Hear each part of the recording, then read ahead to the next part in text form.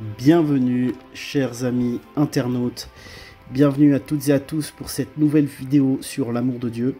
Voilà, alors j'ai voulu faire une vidéo sur le thème de l'amour de Dieu car il me semble que le mot amour est un terme qui peut revêtir des réalités très différentes, que l'on parle de relations libres, d'amour fusionnel, de dépendance affective, d'amour platonique, d'amour intéressé, d'amour physique ou d'amitié amoureuse, etc. On parle de choses très différentes. De quoi parle-t-on lorsque l'on parle de l'amour de Dieu au juste? Ce sera la trame de cette vidéo. Première chose que l'on peut dire sur l'amour de Dieu et qui complique encore plus la donne, c'est qu'il y a 4 mots différents pour désigner le mot amour en grec, langue de rédaction du Nouveau Testament. On peut trouver agapé, qui désigne le don total de soi, la gratuité, eros, qui est plus un amour connoté avec une connotation sexuelle ou du désir. Et il y a également philae, qui est un amour amical, et storgé, qui désigne l'amour filial. En hébreu, on va retrouver 2 mots. D'abord le mot ahaba, qui signifie amour en général, mais qui, en fonction du contexte, pourra désigner également des réalités bien différentes. On retrouvera également en hébreu le mot chesed, qui est un amour qui se caractérise par la fidélité et l'attachement. Et c'est vrai que dans l'Ancien Testament, lorsque l'on parle de l'amour de Dieu et de l'amour du prochain, c'est le plus souvent le mot chesed qui est utilisé. Donc voilà, l'amour de Dieu, c'est un vaste sujet, un sujet sérieux, un sujet délicat. Je dois avouer que je me suis lancé dans cette vidéo car j'étais interloqué par la réaction de certains baptisés pour qui la certitude d'être aimé de Dieu d'un amour inconditionnel les autoriserait à ne pas s'intéresser à la Bible et à ne pas vivre leur foi au milieu d'une communauté chrétienne. J'ai voulu me lancer dans cette vidéo pour passer au crible fin l'amour de Dieu dans la Bible et pour y identifier les caractéristiques de cet amour avec comme objectif de répondre à cette question. Est-ce que vraiment, peu importe ce que l'on fait, l'amour de Dieu est inconditionnel et il nous aime? Que nous révèlent les 10 commandements sur l'amour de Dieu. Première caractéristique, Dieu est un Dieu jaloux. Là, je vais citer Exode 34, 14. « Tu ne te prosterneras point devant un autre Dieu, car l'Éternel porte le nom de jaloux. Il est un Dieu jaloux. » Dieu attend de nous une relation d'exclusivité. Il y a une condamnation des autres dieux qui ne sont que des idoles. À notre époque, les idoles existent encore. Elles peuvent revêtir d'ailleurs diverses formes.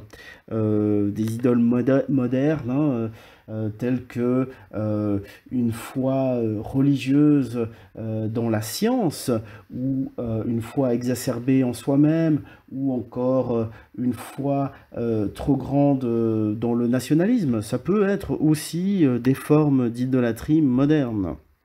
Et donc, par rapport à tout cela, il faut se méfier, puisque Dieu est un Dieu jaloux. Deuxième caractéristique de l'amour de Dieu.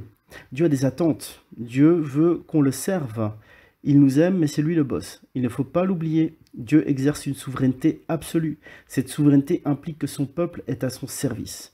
Là, je cite un extrait de Luc 17, 10.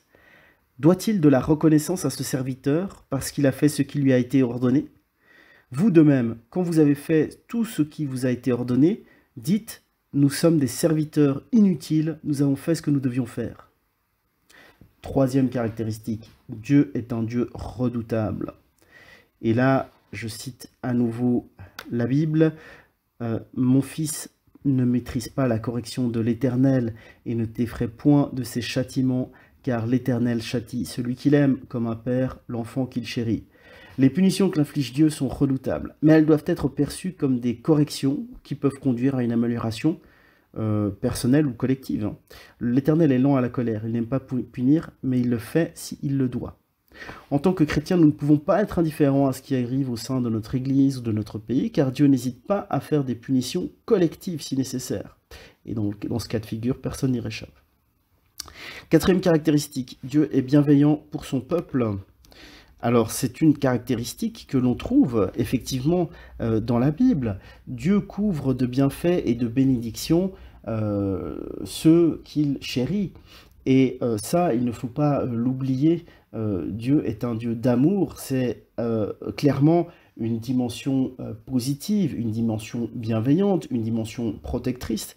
Et ça, c'est vraiment central pour comprendre ce que l'on entend par amour de Dieu. En conclusion, ce que l'on peut dire sur l'amour de Dieu, c'est que lorsqu'on parle de l'amour de Dieu, il faut considérer un amour passionnel, un amour exclusif. Dieu était d'abord le Dieu du peuple juif, un peuple sémitique, un Dieu d'amour, mais un petit peu à la façon orientale.